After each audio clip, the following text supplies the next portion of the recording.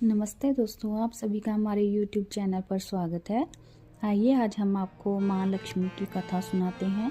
जय माता दी। एक बार भगवान शंकर के अंशभूत महर्षि दुर्वासा पृथ्वी पर विचर रहे थे। घूमते घूमते वह एक मनोहर वन में गए।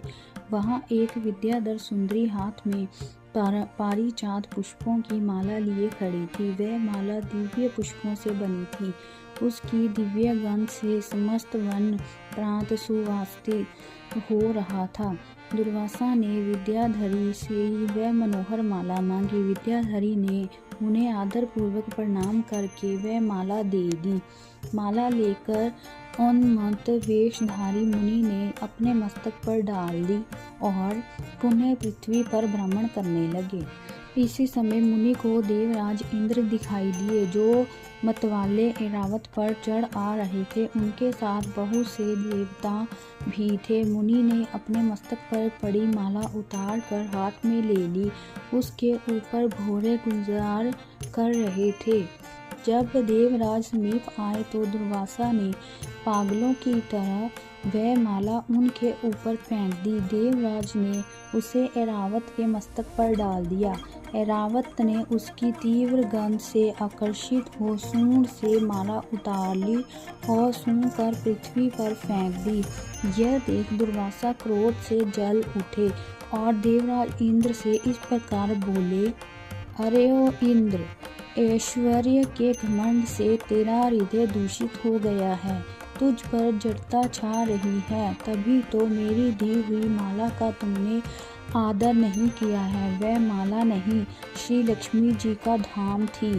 माला लेकर तूने प्रणाम तक नहीं किया, इसीलिए तेरे अधिकार में स्थित तीनों लोकों की लक्ष्मी शीघ्र ही अदृश्य हो जाएगी। यह शाप सुनकर देवराज इंद्र घबरा गए और तुरंत ही ऐरावत से उतरकर मुनि के चरणों में गिर पड़े और उन्होंने दुर्वासा को प्रसन्न करने के लाख चेष्टाएं की, किंतु महर्षि टस से मस ना हुए। उल्टे इंद्र को फटकार कर वहां से चल दिए। इंद्र भी ऐरावत पर सवार हो अमरावती को लौट गए। सबसे तीनों लोकों की लक्ष्मी नष्ट हो गई। इस प्रकार त्रिलोकी के श्रीहीन एवं सत्व रहित हो जाने पर दानवों ने देवताओं पर चढ़ाई कर दी। देवताओं में अब उत्साह कहाँ रह गया था। सब ने हार मान ली। फिर सभी देवता ब्रह्मा जी की शरण में गए। ब्रह्मा जी ने उन्हें भगवान विष्णु की शरण में जाने की सलाह दी।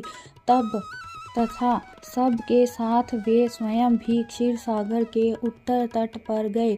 वहां पहुंचकर ब्रह्मा आदि देवताओं ने बड़ी भक्ति से भगवान विष्णु का स्तवन किया। भगवान प्रसन्न होकर देवताओं के सम्मुख प्रकट हुए। उनका अनुपम तेजस्वी मंगलमय विग्रह देखकर देवताओं ने पुनः स्तवन किया। तत्पश्चात भगवान ने उन्हें क्षीर सागर को मतने की सलाह दी और कहा, इससे अमृत प्रकट होगा, उसके पान करने से तुम सब लोग अजर अमर हो जाओगे, किंतु यह कार्य है बहुत दुष्कर, अतः तुम्हें दैत्यों को भी अपना साथी बना लेना चाहिए।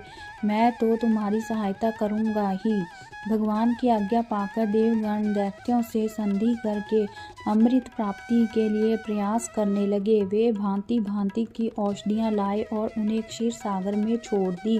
फिर मंदराचल पर्वत को मथानी और वासुकी नागराज को नेति मतलब कि रस्सी बनाकर बड़े वेग से समुद्र मंथन का कार्य आरंभ किया। भगवान ने वासुकी की पूंछ की और देवताओं को और मुख की और दैत्यों को लगाया। मंथन करते समय वासुकी की निश्वासाग्नि से झुलस कर सभी दैत्य निस्तेज हो गए और उसी निश्वास वायु से विक्षिप्त होकर बादल वासुकी की पूंछ की ओर बरसते रहे, जिससे देवताओं की शक्ति बढ़ती गई।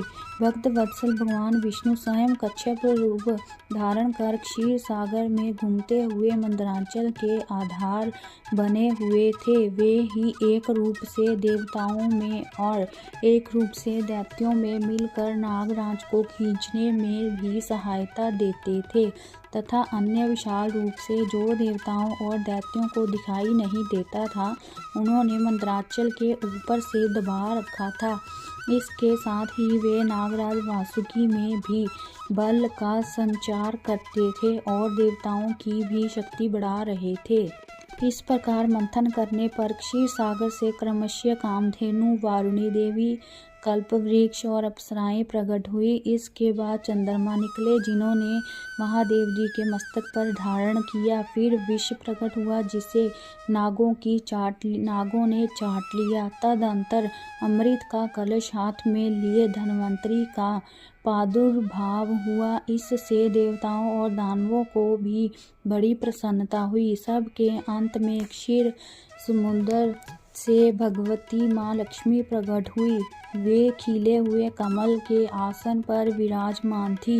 उनके अंगों की दिव्य कांति सब और प्रकाशित हो रही थी। उनके हाथ में कमल शोभा पा रहा था।